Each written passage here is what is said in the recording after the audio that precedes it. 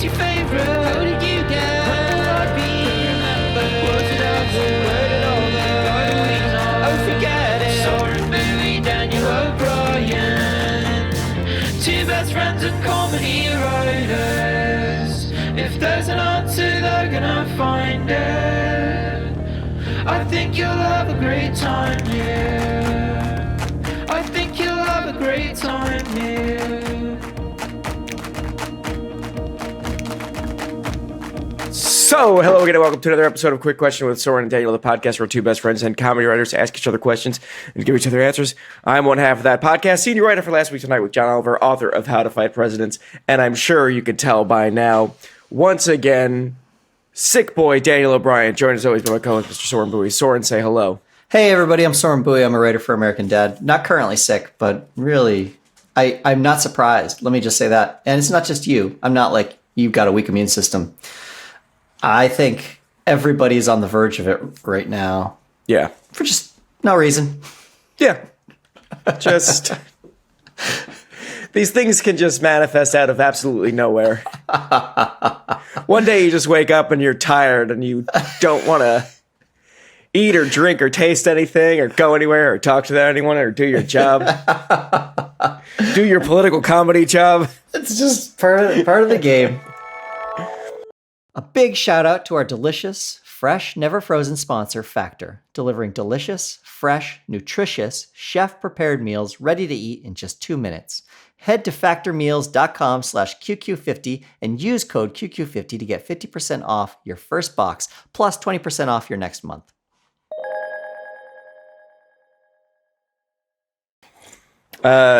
Soren, before we get into our show, I have a quick question for you. Yes. Oh, man. Wait, you mean let's jump into the show as opposed to let's do the bullshit we usually do? No, I want to just get a question out of the way and then do the bullshit later. Oh, okay, great. But I had a thing top of mind. It's a little basketball quiz for you. Oh, okay. I was at my brother and sister-in-law's house the other day, and my 7-year-old nephew has a basketball poster on his wall. Mm-hmm. There are, and it's like an NBA Superstars, I think is what's the branding on it. There are 7 players on that poster. Oh, boy. Okay. I want to know if you can name them. The one caveat, without giving too much away, is I would say this poster was probably made at the beginning of last season. Okay. All right. Well, I mean, I'm going to get the big ones out of the way. Curry's on there. Right out the gate, wrong. Okay. All right. Is Joker on there? Yes. That's okay. Joel Embiid. Yes. Okay. Jaylen Brown. No. Really? Okay. This is good radio. I'm having fun. Wait, Jaylen Brown's not on it. Oh, okay. It's gonna be what's his name? KP? What? KD. Yeah, my favorite player. Yeah, KD's on there. Yeah, he's on there. Okay, LeBron James is on there. Finally, yes. And there's not gonna be another Laker. They wouldn't do that. Oh, is Westbrook on it? No. Wow, KD outlasted Westbrook. They did. Is there a single Celtic on it? Yeah. Oh, there is. You picked the wrong one. Oh, who is it? Jason Tatum. Oh, okay. Yeah. And there's 2 more you're missing. One, I think you're gonna kick yourself. And the other one is Ja Morant on it. No. Oh, okay. He didn't make it because of the extracurricular activity. Yeah, I think they were enough information had been out by the time this poster was made. Okay.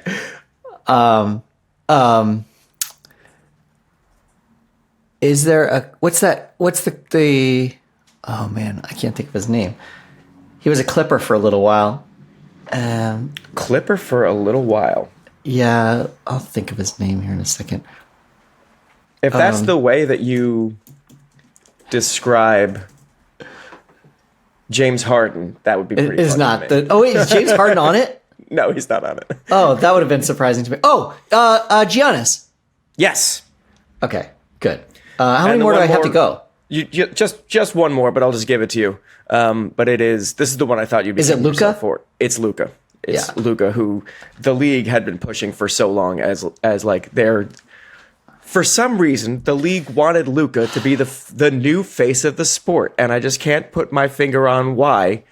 Luka specifically is who the NBA was pushing heavy.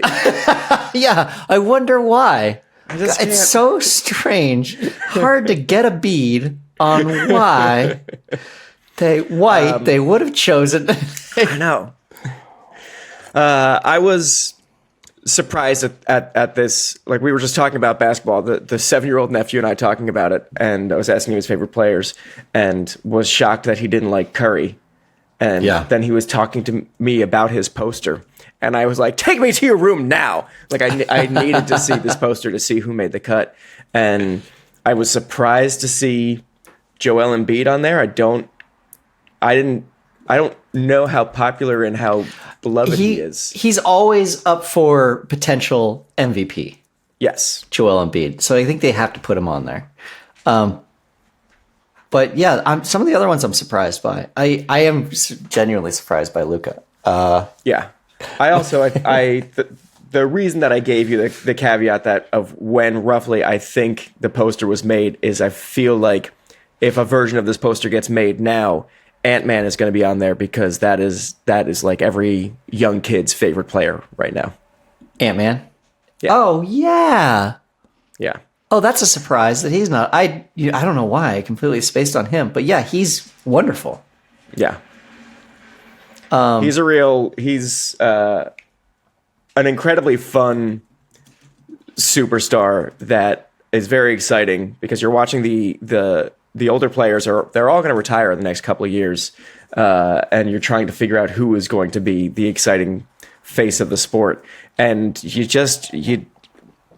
Jason Tatum is very good. Is just the most boring surgical basketball player on the face of the earth. So when Ant-Man comes out and is like demanding of the spotlight and doing cool tricks and having fun, it's like, oh, good. Someone, sorry, Tatum. Yeah, you're still great at basketball, sir. Whatever, but Yeah. Daniel, I don't know if you remember at Cracked when I would proselytize about how Von Miller was breaking the NFL and like changing it, revolutionizing it, because I had this realization that before him, you had a lot of defensive players who were famous. You have defensive players who are famous, and you have two camps, basically. You have defensive players who are famous because they're like beloved and they're considered very smart players, and they're considered really good at they're like guys you'd want to like go and have a drink with and talk about the game. And then there are defensive players who you are worried might murder somebody. yeah. And like those are, but like both really well respected, but like clearly two different camps. And then if you go through them in your head and you're like, all right, well, who goes in each camp? A real pattern emerges that's not pleasant. A pattern emerges that like we are selling black defensive players as bad guys, and we were selling white defensive players as good guys. Like it was JJ Watt, and it was like Carl Mecklenburg, like all these guys that from like, if you just look like, and even like Troy Polamalu, I think got kind of like, it just like got in there. Yeah. And then on the other side, it was like, it was really, it was not a good look for the NFL. Yeah. And then Von Miller came along, and Von Miller was somebody who everyone was like, oh, we could be charmed by this guy. And they were fine with it. And so I was really like shouting from the mountaintops, like, we've changed, like things are different now. Yeah, I feel like I even in my waning football days was seeing a lot of like incredibly fawning puff pieces for JJ Watt. The league just really looked for any opportunity to celebrate this white Texas big strong football player as like, now I know he's not technically a troop, but isn't he like troop adjacent? Don't we love him? We love this guy. Clay Matthews is another one. Yeah. Like we had all these guys that we were just like, yeah, they hurt people, but I mean, look at them. They're so cute. And so it was a troubling realization for me because I had obviously participated in it. Hadn't realized it until that moment. Yeah. And so I was like, oh, fuck. Another thing I missed. Anyway, I like this poster, though. I'm into it. When I was a kid, I used to have a poster in my basement that was the best player on every team, basically. It was like trading cards on a poster. And I had a Nerf basketball hoop down there. And I didn't understand a thing about the NBA. And so I would go down there and I would be like, okay, obviously I'm the Nuggets, but I'm going to be playing against this team with the little hawk on it.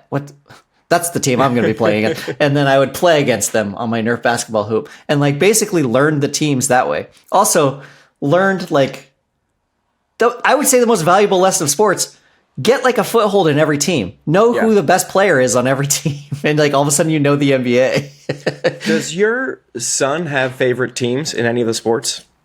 Yeah, he has a favorite football team and he has a favorite baseball team. I've taken him to 2 Bronco games. The Chargers are his favorite team. I was curious because I was talking to my nephew about this, and he has favorite football teams. He kind of goes back and forth, but they are not his dad's favorite team, and they're not a local team. And I think part of it is just like you pick up what kids at school, if there's like a really passionate Jaguars fan that he is friends with.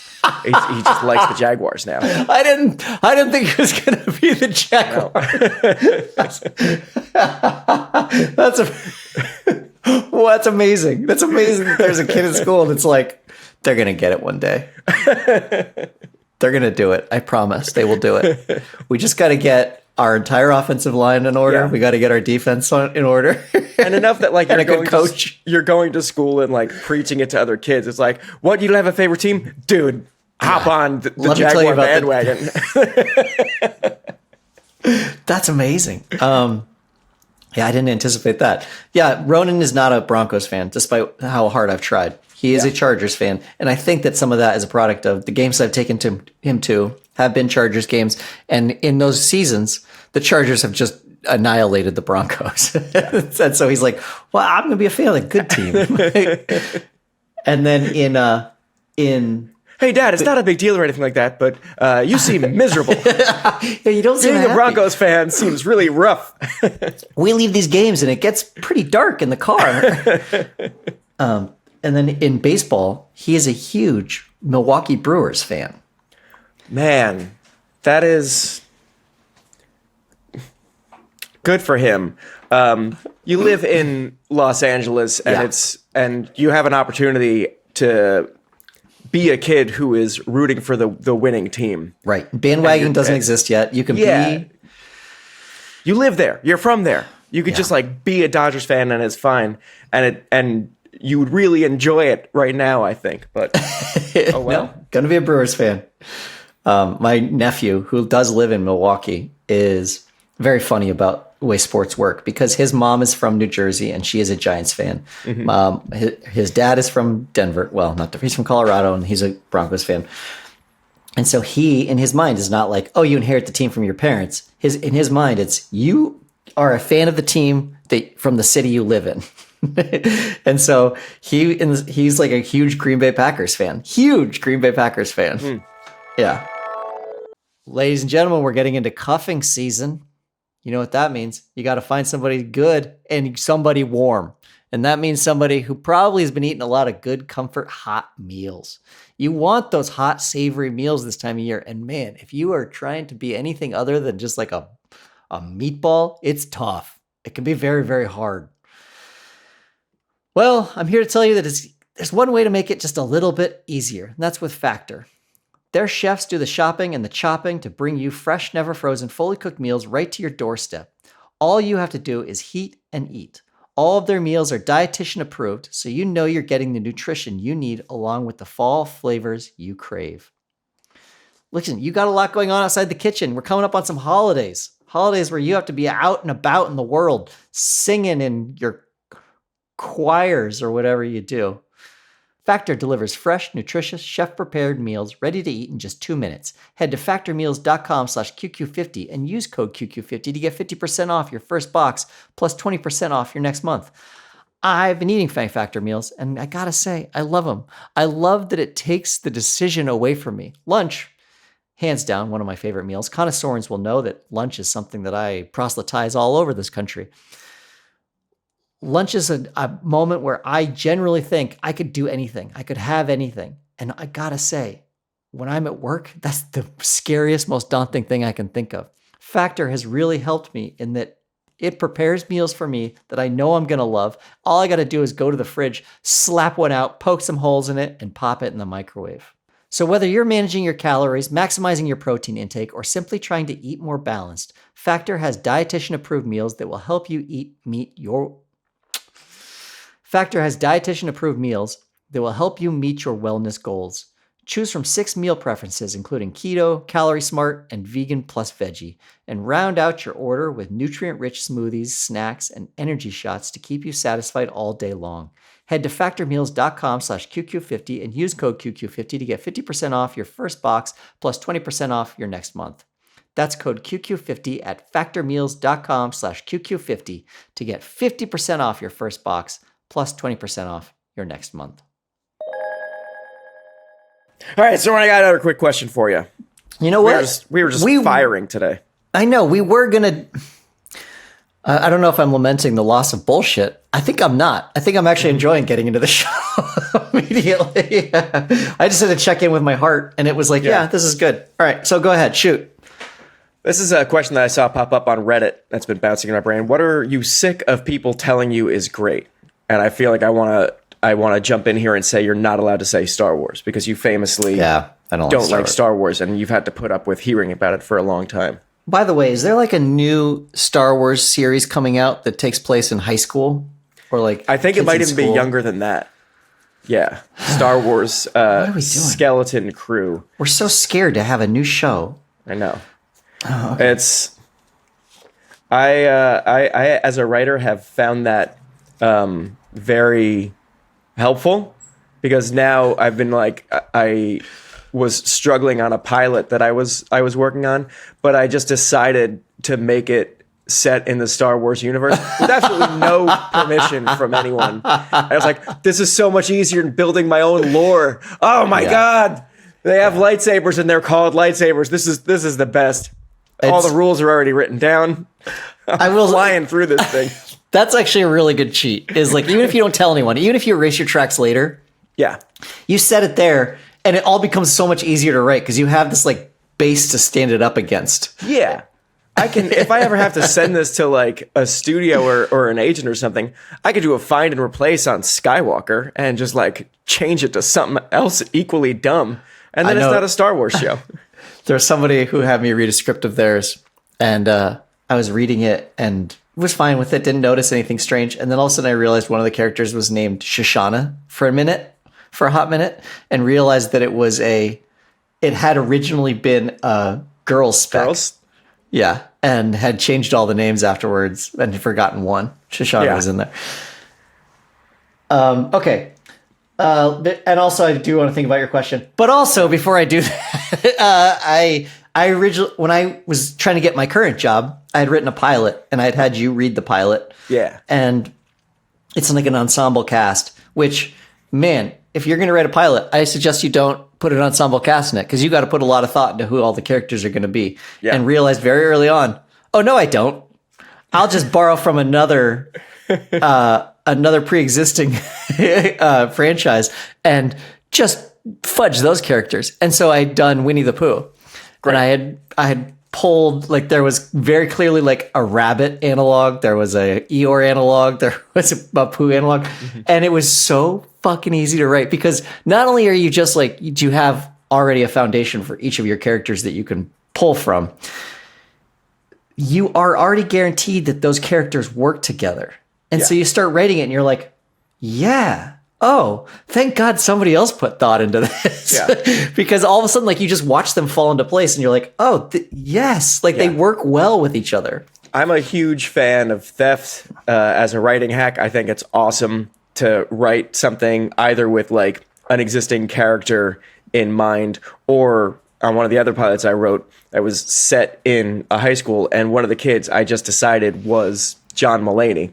And like, there's no risk if this ever got made or anything, there's no risk of that someone would say like, hey, this is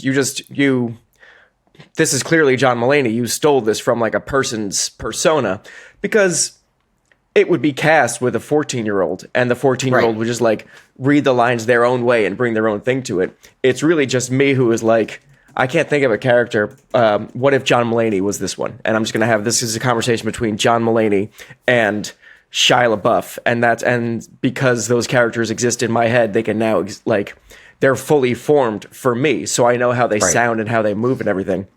And it's like a victimless crime because no one's ever going to know.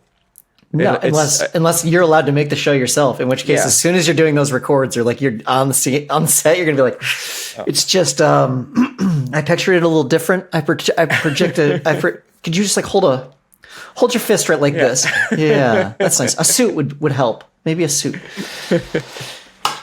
Okay, sorry. Let me get to your question. You're asking, is there anything that I'm sick to death of being told is good? Yeah. Yes. Just off the top of my head, there's one. I hate people who are like, have you been to any good shows lately? Or like, have you been to any concerts? Mm-hmm. I think concerts suck. Do you now? Excuse me. I think concerts suck. I think that let me go through all of the cons of a concert first, and then I will go through the pros. And I think I can make a pretty good case for why one is way there's clear one side has way more on it. Things are about to get real heated on this podcast, Soren. I'm fired up. I'm loving it. Getting to a concert is the worst. It's always going to be in the middle of the city. It's going to be at a venue where there's a bunch of other people also trying to fucking go. And so like getting to it is a problem. The other thing is you don't really know when to arrive, because if you got somebody like, let's say Ween, like they might go on right away and they might play for 3 hours. Or you might go to a concert for somebody else, some other, like some jackoff like Ben Folds 5, and you're going to get there and you're going to have these opening acts. And the opening acts can be up there for 2 or 3 hours. Like you might have 3 opening acts. You don't know. And then you're finally going to get to the point where you think that they're going to come on stage, and it always just takes fucking longer than you think it's gonna. It takes forever for them to come out on stage because they're like, I guess, building the atmosphere and like getting people excited. They come out. It's if you're, let's say you're sitting at a concert and the people stand up in front of you, concert's ruined. Like already you're like, fuck, now I got to stand up. Now I got to stand between the back of their seat and the front of my seat and try and casually dance in this limited little tiny airplane space. Yeah. Or if you have floor seats, then that means or you just got floor tickets, then you're on the floor, it's packed, there's a lot of people around you at all times brushing up against you, and nobody can agree on what kind of dancing should actually happen. Some people get real into it, and if one of those people is next to you, you gotta move. Or if like you're feeling it, you're the fucking problem all of a sudden. Like I've been to concerts too where I've been like, yes, like I'm the guy and I'm like dancing and like loving it. And you can just feel like the crowd be like, all right, dude, just take it easy. Like it's never going to be right. And I've never been to a concert where that first clapping starts happening where like, they're like, all right, thank you everybody. Good night. And everybody starts clapping, that I haven't wished, let's just not do an encore. Let's just make that it. Let's just go home right now. But it never is that. They're always going to come back out. And then we got to do the pageantry of like, we clap for fucking 4 minutes. Yeah. I would get rid of that for sure. They come back out. The only good concerts I've ever been to is... Yeah, it sounds like you had a really bad experience sitting down at a Ween concert, and that started all this rolling. I can't imagine... Actually, I really liked the Ween concerts I went to. Time. But... There's nowhere to sit at the Ween show. I went to Coachella, and you just like wander around between bands, and it was phenomenal. It was like a religious experience where you like find somebody where you're like, I don't know this person, and then you listen to them and you're like, I think this is my new favorite artist. Yeah. And so I went through, and it was like a day that was like catered to me too, at my taste at the time, and I fucking loved it. I loved being able to like drift between bands. Yeah. It's great. I don't think I knew that about you, that you went to Coachella. That is some interesting added lore for your backstory. But more on topic, one of the things I've been fiddling with here in the live stream is a bracelet. Oh, it's wristband from a concert I went to last night, Soren. As you were talking about how horrible things were, it made me think about the seamless Uber ride to travel from our apartment in a straight line to the Stone Pony, a famous music venue that was not too crowded, perfectly intimate to see a show. It was so fun. We stayed, Soren, the whole time. And I haven't standing stayed up. Yeah. I haven't stayed the whole time for fucking anything. I'm almost 40. I don't stay to the end of shit. I have to go to bed all the time. Surely it sucked to stay in there for so long. It was awesome. We loved it. And it was, 2 days after an election that didn't go the way that we wanted it to go. And we debated maybe skipping the concert. But I mean, the reality was we had tickets already, and we spent the entire day, both of us, staring at computers, reading news, and trying to come up with takes for work, and realized that if we didn't go to the concert, then we were going to just continue that experience into the evening. So we went, and it was Sammy Ray and the Friends, a band that I've talked about before that I love so much. And the lead singer came out and gave like a pep talk at the beginning that was just like, this sucks and it's bad, and we're all going to make it through together. All right, now we're going to do like our funky, fucking awesome show, and we're going to sweat, and we're going to have the most high energy show you've ever seen. And they did.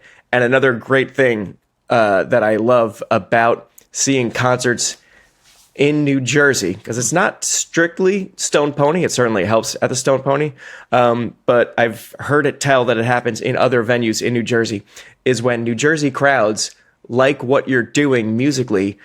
Instead of clapping and hooting, we all yell, Bruce. It's so fun. It's such a specific, adorable Jersey thing that like we all just instinctively associate good music with Bruce Springsteen. So when something doesn't sound anything like Bruce, but it's just like, Bruce. Yeah. Bruce. Yes, Bruce to you. Bruce. You've hit the platonic ideal, and you're like, Bruce. That's Bruce. Yeah. Pizza, Bruce. Everybody's reaching toward Bruce. Oh, man. That bums me out. Wait, was there an opening act? Mm-hmm. And you stayed for that? You were there for that? We caught the end of the opening act. Okay, so you came late. Yeah.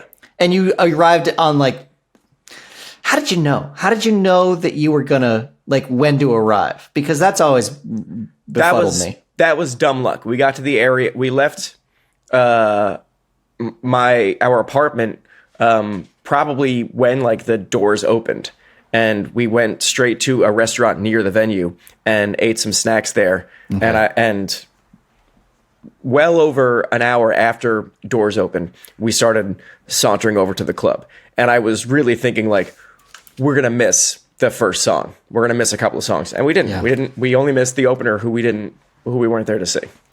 I'm so surprised that you do well at concerts, because I guess the overarching broad strokes of why I hate them is that music for me is such a personal experience. Mm-hmm. And experiencing music with other people, seeing your face and looking at you and like being in the same room as you is really, I don't like that. That's, man, that feels awful.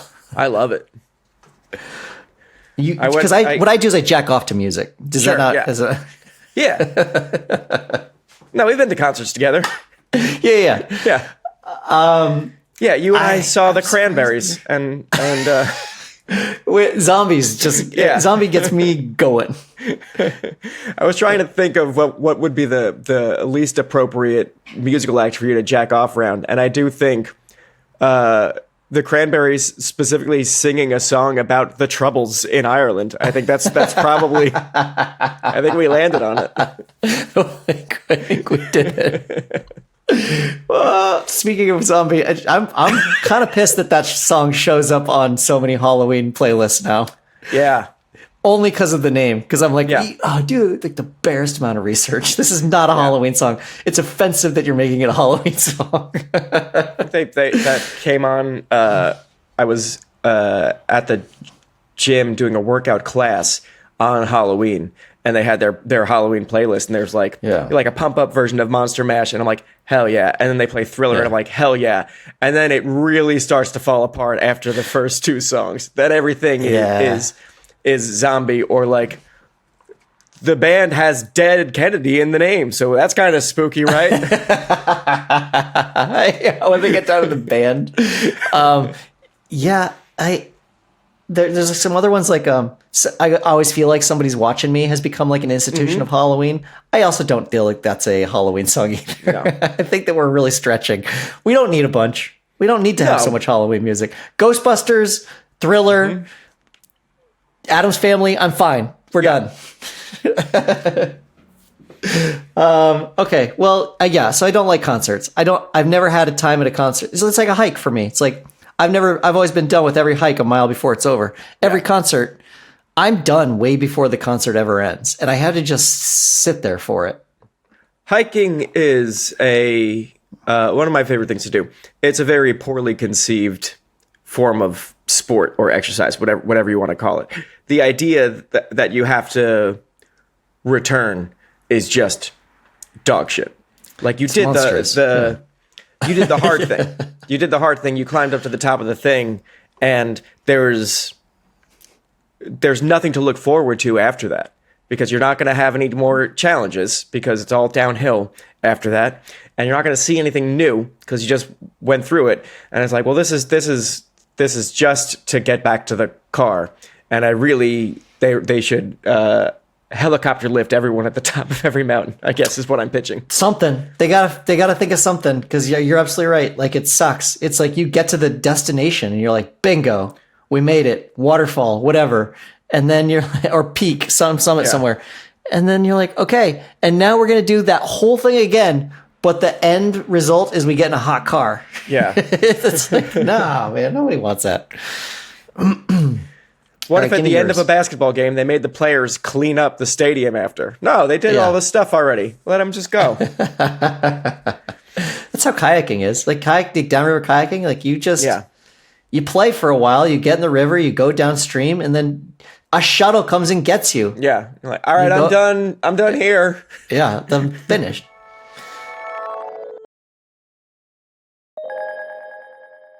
All right, I think mine is swimming, and I've got my foot on the scale a little bit. But swimming is a thing that everyone says. Who's selling you on swimming?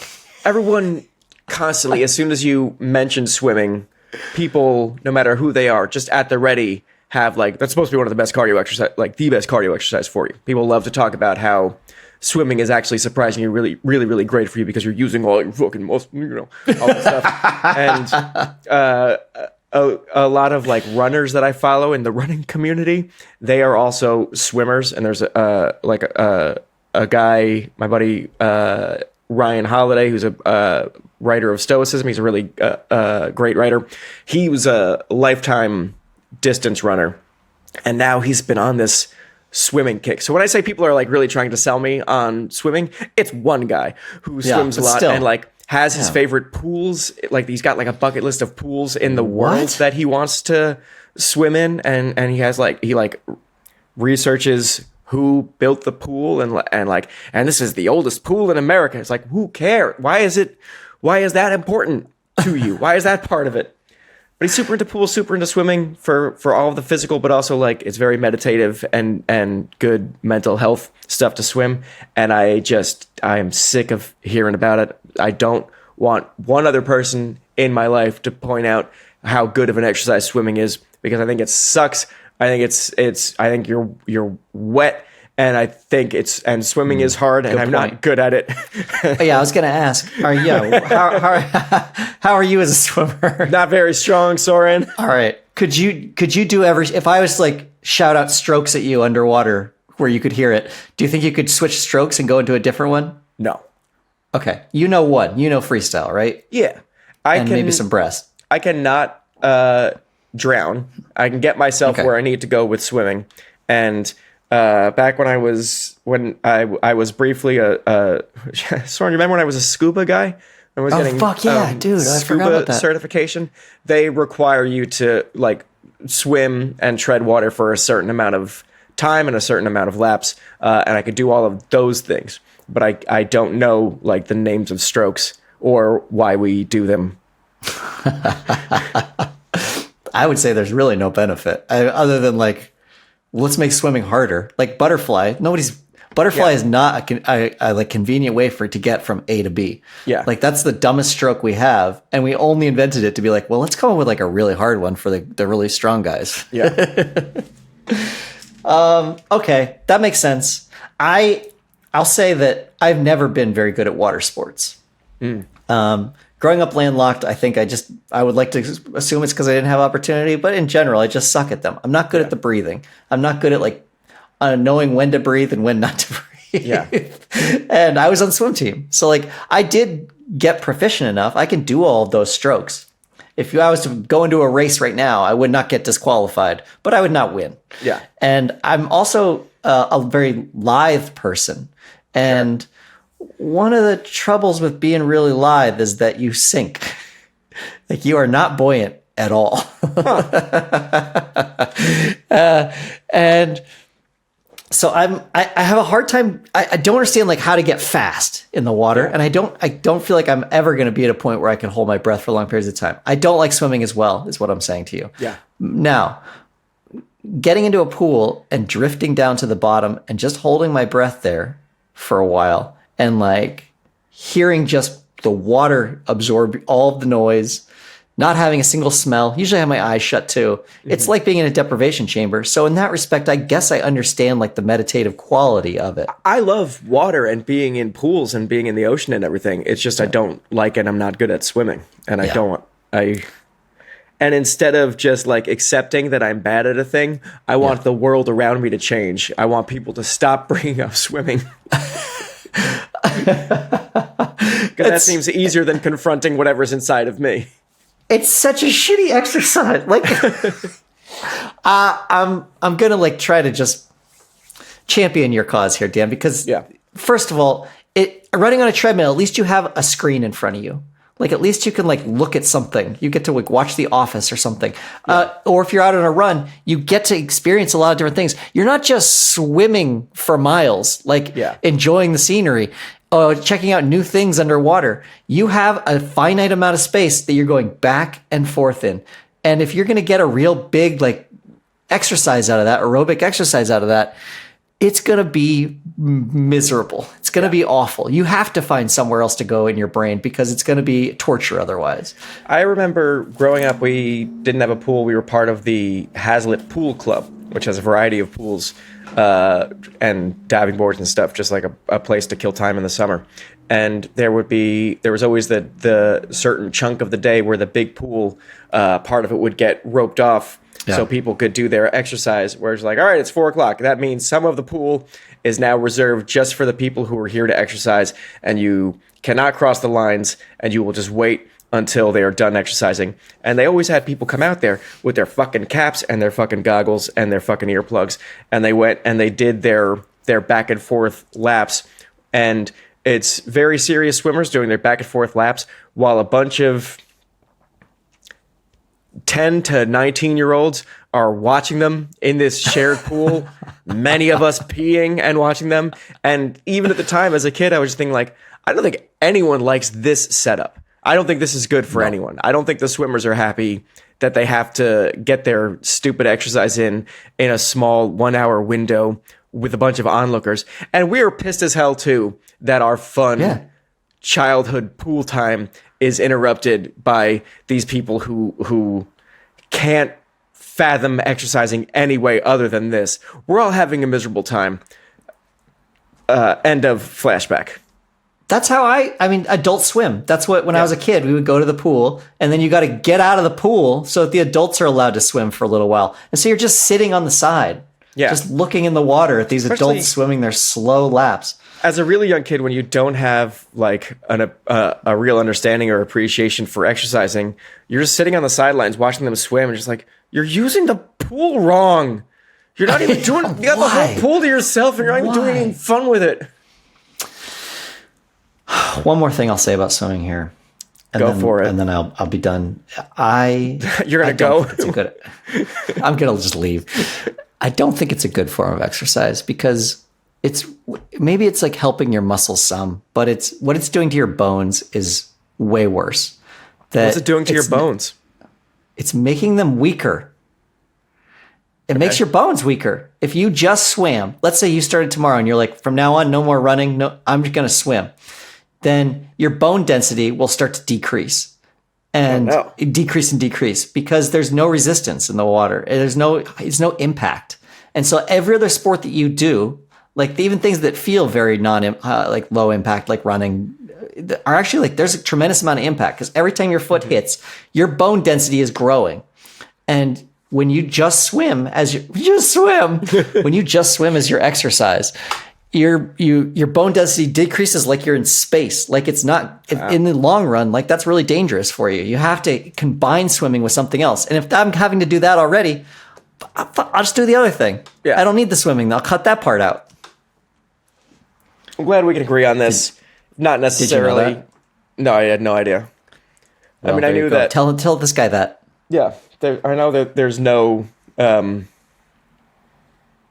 none of the things that are good for you are just purely good for you. Running is my favorite thing in the world to do, and it's going to destroy my knees. It's going to make me one of those weirdly shaped people when I get older. I wonder, what's going to happen? I already can see it. You and I are going to be like 60 or maybe even a little later. And we're going to be like, you know what? I really love swimming. Turns out it's much easier on my body than all the other things I was doing. I know what I said before into a microphone recorded forever, but like, I actually really love these stupid fucking tiny weights and just like being in the pool and swimming my arms in circles for a little bit for 25 minutes. I would bet that for like PT and for people who have injuries, swimming is probably the very best thing you can do because of the same reason. Like it's not high impact. And high impact, you're right. You have to thread the needle. High impact really fucks your body up. Yeah. But that bone density, don't lose it. You got to have it. I was just listening to the Smartless podcast, and Sean Hayes was talking about something I hadn't considered for Broadway actors who need to do so much PT for repeated stress injuries that you think like, yeah, of course, if you're dancing at your theater job all day every day, that's like a lot of workout that's going to need some time. But even beyond the dancing, he was talking about seeing an actor get pushed and hitting their leg on a couch and then falling onto the couch, and like if you hit the same spot on your leg on that couch every day 8 shows a week, that is going to be a massive problem for you because we as humans are like not designed for that kind of repetitive stress injury of just like hitting the same thing over and over again, which is what I do when I run every day. A thing that is supposed to save my life. They're like, oh, no. Oh, you shouldn't do. Yeah, I mean, it's great for your heart, but like, think of your bones. Like, well, what is good for my heart and bones? Nothing. We never figured out bodies. We just. Can you turn back time? That would help. That would be good. But like, the direction time's going. It's time that's bad. Time is the bad thing. Yeah, I mean, have you been in plays where you had to do like a lot of physicality and you realized pretty early on, you're like, this thing I keep doing is potentially going to hurt me for life. Certainly. I was always trying to be very physical in theater because I'm a clown at heart, and was like, I can throw myself on the stage and like land safely. You practice it just like wrestling and fake fighting with your brothers and friends your whole life. You're just like, I know how to look like I jumped up in the air and landed squarely on my ass. The trick is I do it. I land on my ass. And it's the kind of thing that like when you first try it out for in performance, in rehearsal, I jump up and land on my butt, and it's funny, and it doesn't the only bar for whether or not you decide to incorporate it in the show is, did this hurt now, this first time that I did it? It's like, no, it's surprisingly like it didn't hurt at all. Yeah. Okay, great. Then you did it 900 times and your body knows it's coming now. And like, It's really awful. And like you get these like giant bruises and you're like, I have to do a show tonight, but I can't even touch this spot on my body. Your body, who doesn't, how's that going to go? doesn't understand what's going on. Just like, it's every day at 8:15, he hits the same part of the tailbone, and I don't know why. If he would just sending him switch to something else. I'm doing everything that I can. I've sent him all the red flags I could, and he's not listening to me. I never even thought about that though. For like plays that have to go on indefinitely, you really have to be careful. And I would assume also singing. I mean, just the act of singing and belting every single night would be really tough on you. You'd have to figure something out to take care of your throat. They had that this piece on Ben Platt when he was doing Dear Evan Hansen, which is one of the more challenging roles that have been written in the last like 25 years in terms of the amount that he has to sing in that show.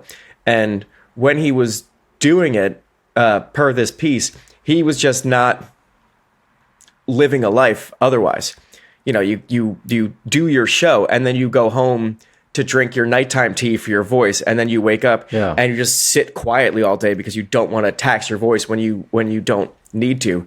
And you do that for however long mentally you can do it. And then it's like, all right, I can't be Evan Hansen anymore because I've had tea and soup every meal and talked to no one out loud for the last 8 months of my life. I can't do this anymore.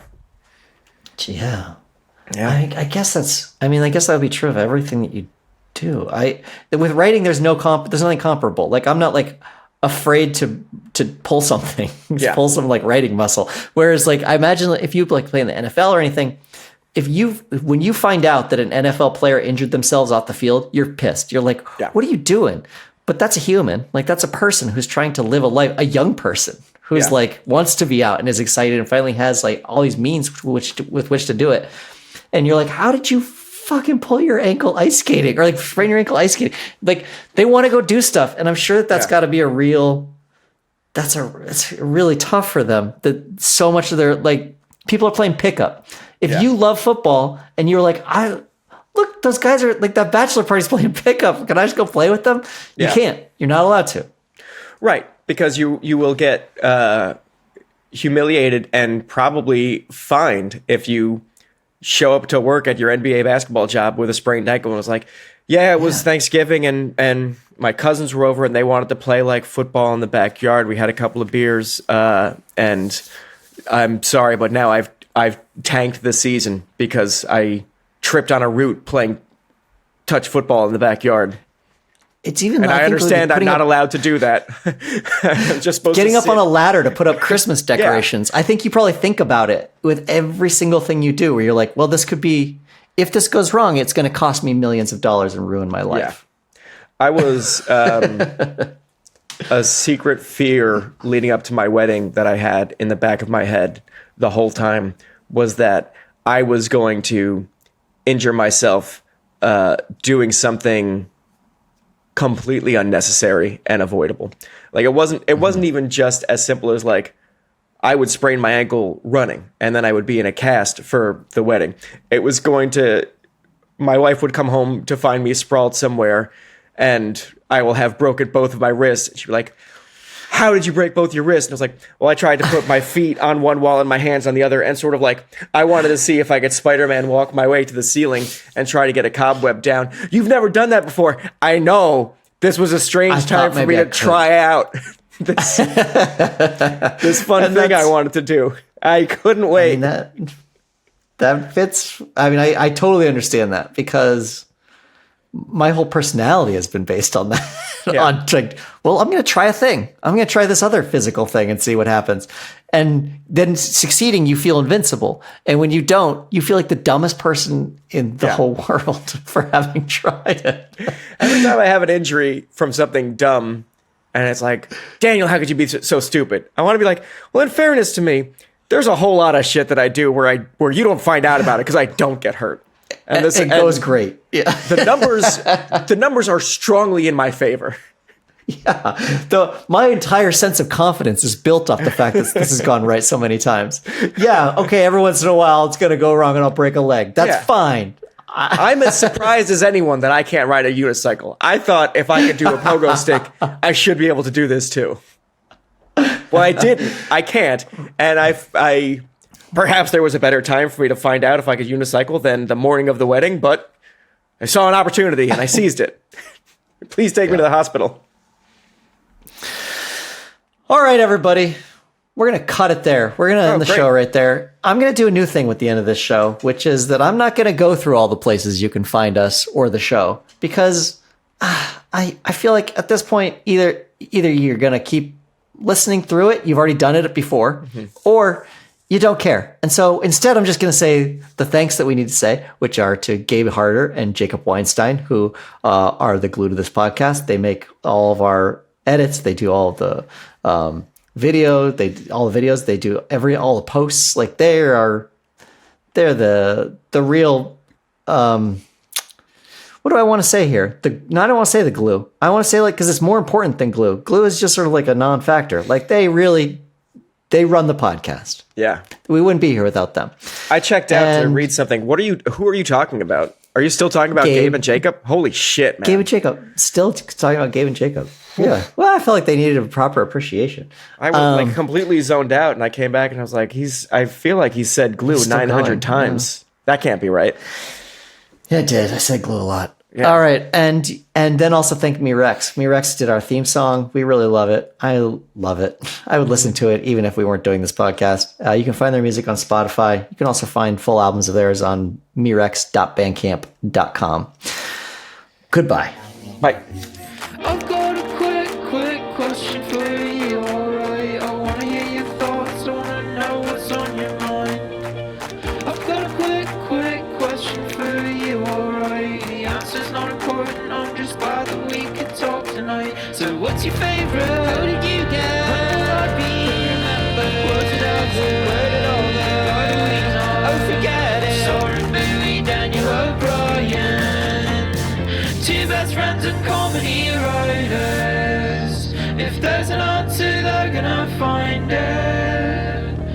I think you'll have a great time here.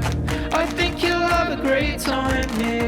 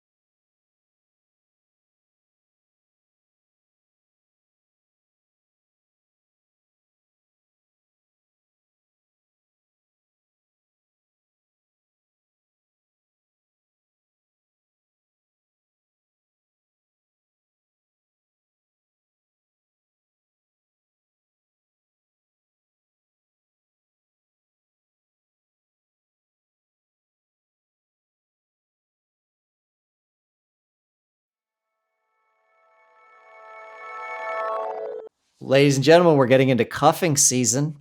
You know what that means? You got to find somebody good and somebody warm. And that means somebody who probably has been eating a lot of good, comfort, hot meals.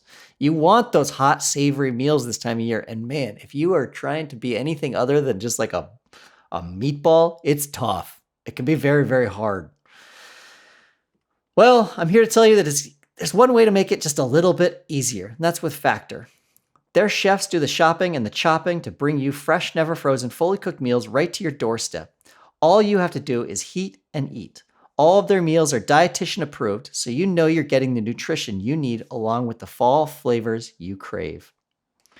Listen, you got a lot going on outside the kitchen. We're coming up on some holidays. Holidays where you have to be out and about in the world, singing in your choirs or whatever you do. Factor delivers fresh, nutritious, chef-prepared meals ready to eat in just 2 minutes. Head to factormeals.com/QQ50 and use code QQ50 to get 50% off your first box plus 20% off your next month. I've been eating Factor meals, and I gotta say, I love them. I love that it takes the decision away from me. Lunch, hands down, one of my favorite meals. Connoisseurs will know that lunch is something that I proselytize all over this country. Lunch is a moment where I generally think I could do anything. I could have anything. And I gotta say, when I'm at work, that's the scariest, most daunting thing I can think of.